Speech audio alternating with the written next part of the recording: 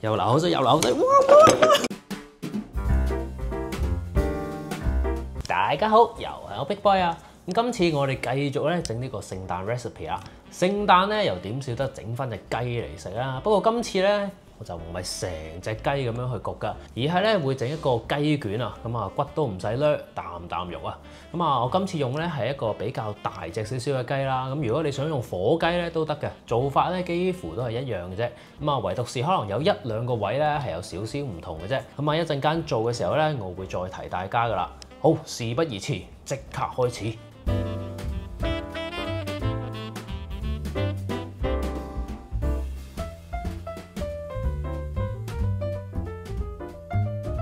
首先我哋準備咗個鹽水先啊，咁我呢度有1.5公升嘅水，跟住呢，我有75克嘅鹽啊，咁呢個係一個5% 嘅 brine 啊，跟住我呢度有啲香料啊，咁啊有啲黑椒啊、月桂葉啊，仲加咗幾粒八角添，擺晒落去，然後擺多2束 rosemary 入去，跟住開個火攪勻佢，咁啊將啲鹽煮溶佢，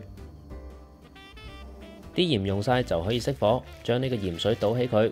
攤凍佢先，咁一陣再用啊。跟住就將隻雞去骨，呢隻雞咧就重2.5公斤，近乎一隻火雞仔咁重噶啦。我哋首先由雞胸落刀，根據胸骨到 V 型嘅形狀，咁將把刀貼住胸骨咁起個雞胸肉出嚟，慢慢咁將一邊嘅雞胸肉同個胸骨分離，咁好容易成嚿雞胸肉就外露出嚟啦。跟住去到雞腿嘅位置有個關節位嘅。我哋將呢個關節切斷佢，跟住就將把刀貼住雞背骨，慢慢將下邊嘅雞肉分離。咁雞背呢個位嗰啲雞肉咧係比較薄嘅，所以最好慢慢小心處理。如果唔係，就好容易切穿塊雞皮噶啦。咁當雞背呢個位都處理好，我哋就可以切埋另一邊雞胸啦。咁做法同頭先一模一樣。當兩邊都處理好，我哋就可以一手拎住個雞頸，將把刀貼住雞頸下面咁切。將下面嘅雞皮分離出嚟，之後切到近雞髀嘅位置，呢度有個凹位嘅，呢個呢就係我哋俗稱嘅 oyster 雞髀肉啦。記住唔好切漏呢嚿肉啊！最後我哋將個雞籮柚都切走埋去，咁樣成個雞胸連雞背骨就順利攞到出嚟啦。跟住我哋將隻雞反轉一下，雞翼呢個位我哋會切走佢嘅。最後留翻嚟煮汁嘅，咁揾個關節位出嚟，咁樣就好容易將個雞翼切到出嚟噶啦。咁而家我哋就剩翻雞髀嘅骨同埋雞脆嘅骨啫。反翻轉隻雞，我哋拎住雞脆嘅骨頭，然後用刀一路將啲雞肉向下刮，咁刮下刮下，雞脆嘅骨頭就會成條外露出嚟。最後將末端黐住嘅筋腱切走，咁就可以拎到個骨出嚟噶啦。另一邊嘅雞腿都係咁樣做法。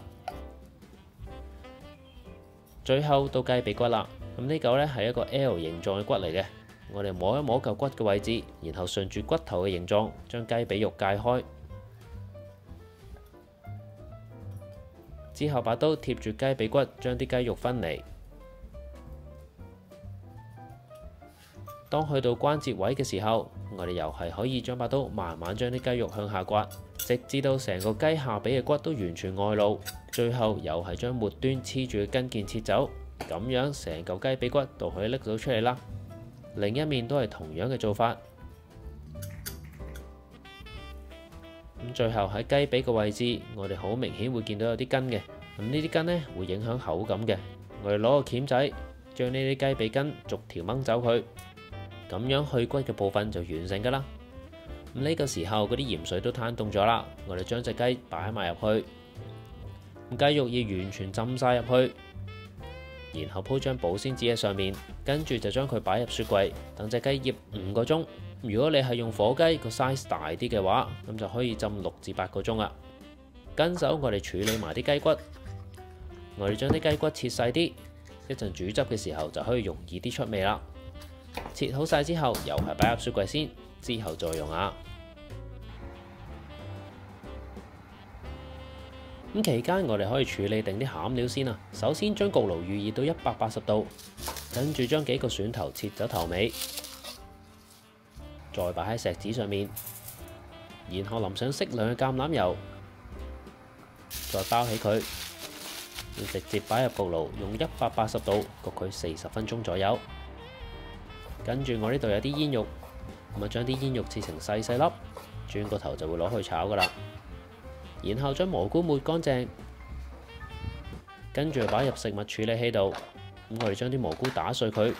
當然，如果你唔用食物處理器嘅話，可以用刀就咁剁碎佢嘅。不過我貪快，所以一次過打碎佢啦。跟住開個中火，加少少油落平底鑊度，將啲煙肉擺晒入去，慢慢爆香啲煙肉佢。咁啊，等啲煙肉呢上色為止，然後就可以落埋啲蘑菇碎落去啦。咁炒一炒勻佢先，跟住我哋可以將呢個蘑菇蓉鋪平佢。一路煮嘅時候，佢就會慢慢出水嘅。而我哋嘅任務就係要將呢啲蘑菇炒到乾身為止啊！當你見到水分開始蒸發之後，我哋又可以炒下佢，然後又再鋪平啲蘑菇，繼續重複呢個步驟，直至到所有水分都蒸發晒為止。最後你會見到啲蘑菇幾乎縮水咗1倍，咁樣個蘑菇就炒完噶啦。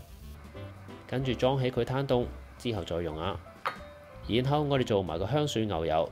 我呢度有啲香草，首先係啲番西，跟住中間係鼠尾草，仲有啲百里香添。將啲香草擺晒入食物處理器度，跟住就係啲焗好咗嘅蒜頭，我哋將啲蒜擠埋入去，跟住擺埋牛油入去。咁牛油我已經係室溫擺咗半個鐘噶啦，最後落少少鹽，然後就可以將佢打成混合物啦。咁大概10零20秒，呢個香蒜牛油就完成噶啦。又係擺埋一邊，一陣再用。咁隻雞已經浸咗5個鐘啦，係時候拎返出嚟啦。我哋用廚房紙徹底將隻雞印乾佢。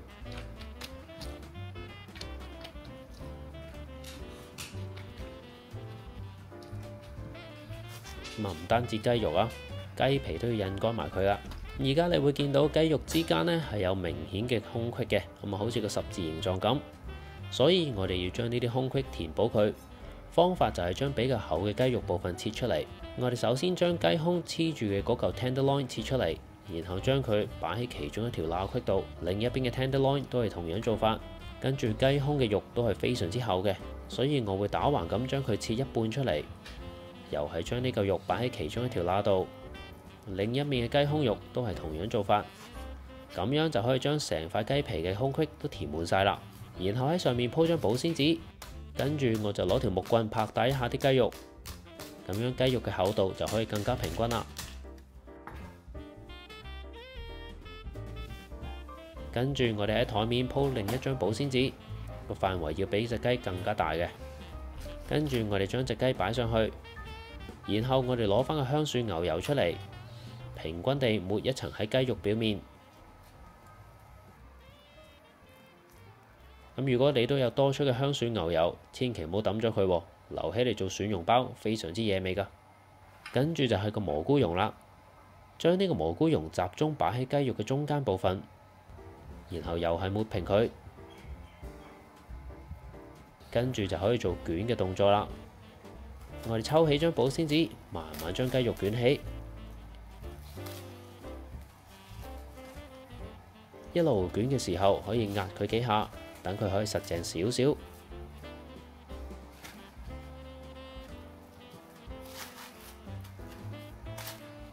跟住我哋將個雞卷拉返埋近自己嘅位置，今次就真係連埋張保鮮紙捲起佢啦。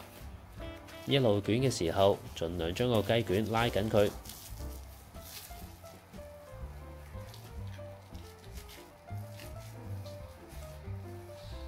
捲完一層之後，我哋重新鋪張保鮮紙喺台面，然後再捲起件雞卷，跟住我哋拎住保鮮紙嘅兩端，將佢向前滾動，利用台面嘅摩擦力將佢捲實同包好。重複咗10幾下之後，就可以將兩端嘅保鮮紙打個結啦。最後我再包多層保鮮紙。又係重複頭先嘅動作，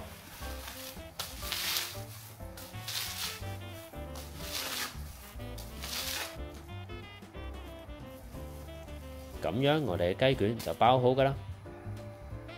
我哋將佢擺入冰箱雪3個鐘，等佢定型啊。3個鐘之後就可以拆咗啲保鮮紙去啦。然後用啲棉繩將個雞卷綁起，等佢可以繼續定型啊。咁大概相隔2至3 cm 就綁一條棉繩，綁好之後就可以將雞卷擺喺一個架上面。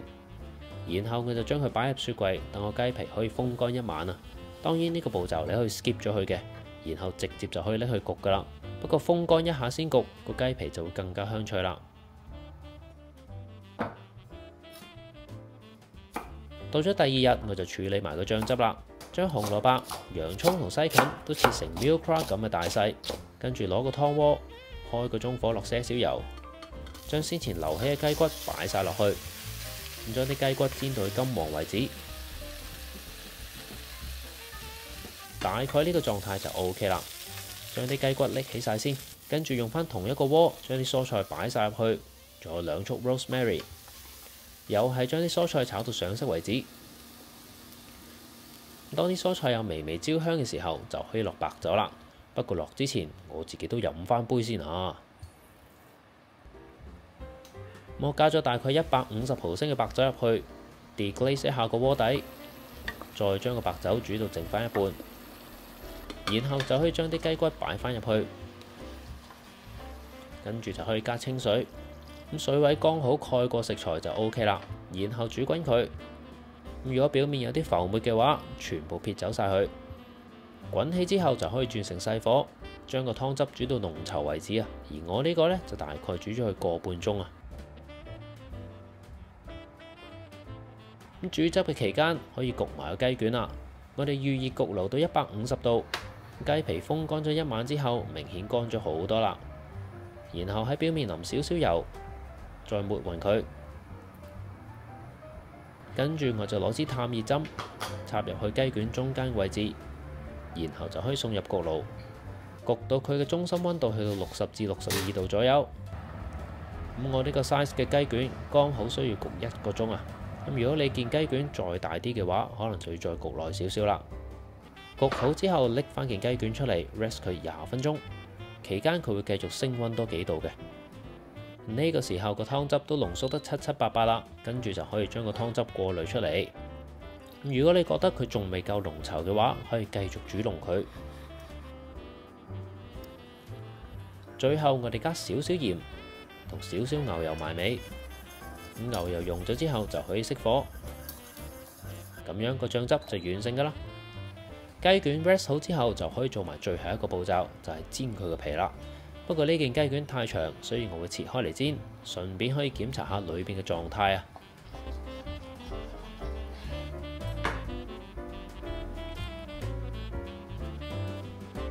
裏面嘅雞肉非常軟嫩啊，睇落仲好 juicy 添啊。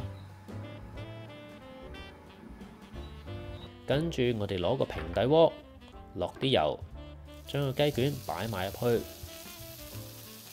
放多2粒牛油。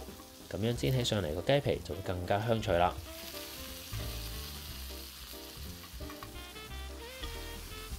當雞皮嘅每一面都煎到變成金黃色，咁樣就 OK 啦。最後記住將啲棉繩剪走佢，聽下塊雞皮幾脆。然後將雞卷切成適當嘅厚度，咁就可以準備上碟啦。我哋將雞卷擺喺碟上面，再淋上我哋做好咗嘅白酒汁，最後擺啲小葉子做點綴，咁樣呢個適合多人聚餐嘅雞卷就完成啦。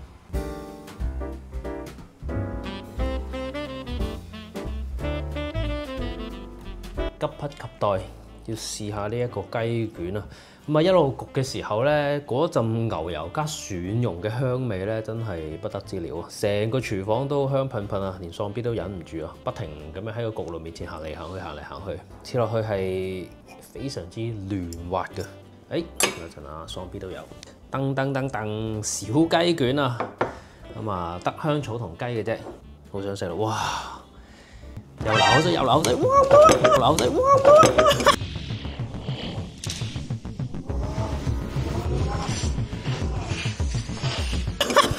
阿昌，阿搶晒！哇，唔好搶埋我嘅牛！唔好搶埋我嘅牛 ！No！ 哇，搶埋我嚿！搶埋我嗰嚿，冇搞錯！哇，我都未食啊，你搶埋我嗰嚿，見到雞忍唔住係嘛？連衫都甩埋佢，俾你食晒仲得了嘅？哇！你真係你咁鬼快嘅你，簡直係危險人物啊你！兩個雞卷有咩分別啊？一個有味，一個冇味係咪？你嗰個好食啲定人嗰個好食啲？人嗰個啊，人嗰個好食啲啊，梗係啦，水仔咁好味，哇！偷嘗禁果啊你，真係不得了！誒，不如你呢個袍俾我着啦，好唔好啊？上次有人話我冇聖誕裝飾喎，全部都咁聖誕，唯獨是我冇聖誕。好，帶埋呢個咯，好嘛？到我食啦，今次真係嘛？我可以食啦嘛？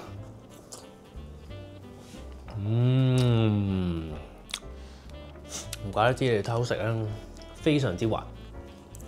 個雞胸同個雞髀嘅嫩滑程度咧，基本上差唔多，一定要焗啱個度數啦。當然，咁當然呢個嫩滑嘅程度，除咗係靠我哋焗嗰個度數要拿捏得比較精準之外咧，一開頭我哋去 brine 佢，亦都係有好大功勞啦。因為嗰個水分咧係滲入晒去嗰個嘅雞肉入邊啦，令到嗰個肉質咧係更加軟嫩、更加多汁嘅。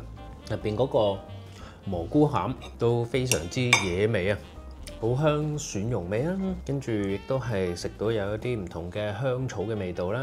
咁啊，如果你中意嘅話咧，擺啲 truffle 入去咧都 OK 嘅，相信會更加香添。咁啊，個皮咧，即係我當然已經係拍攝嘅關係啊，擺咗一段時間啦，都仲係有啲脆嘅。煎個蘆筍啊，或者煎啲 broccoli 啊，咁咧都已經係可以一餐嘅啦。當然你仲可以另外整多個，譬如 risotto 啊或者意粉啊咁樣配佢都 OK 嘅。咁如果你用火雞嘅話咧，焗嘅時候咧，當然焗嗰個時間要長少少啦，可能係3公斤或者4公斤起跳嘅話咧，咁你可能要焗多半個鐘啊，甚至乎更耐都不等咁啊。有溫度計嘅話咧，最好用溫度計啦。好啦，今次呢一個嘅雞卷聖誕食譜咧又完成啦。咁啊，多謝大家收睇啊！如果中意呢條片嘅話咧，記得俾個 like、comment 同埋 share 出去，咁啊，更多人可以一齊煮好西啦。仲有記得 subscribe Big Boy Recipe 呢個 channel， 撳同埋側邊個鐘仔，一有新片即刻通知你啊！咁啊，如果想參考我更加多其他嘅食譜嘅話，歡迎瀏覽 BigBoyRecipe.com， 上面有超過300個食譜咧，可以俾你慢慢參考嘅。我咧就繼續享用呢一個嘅聖誕雞卷啦，你咧就乜都冇得食啦，因為你已經食晒。咁啊，我哋下次再見啦，拜拜。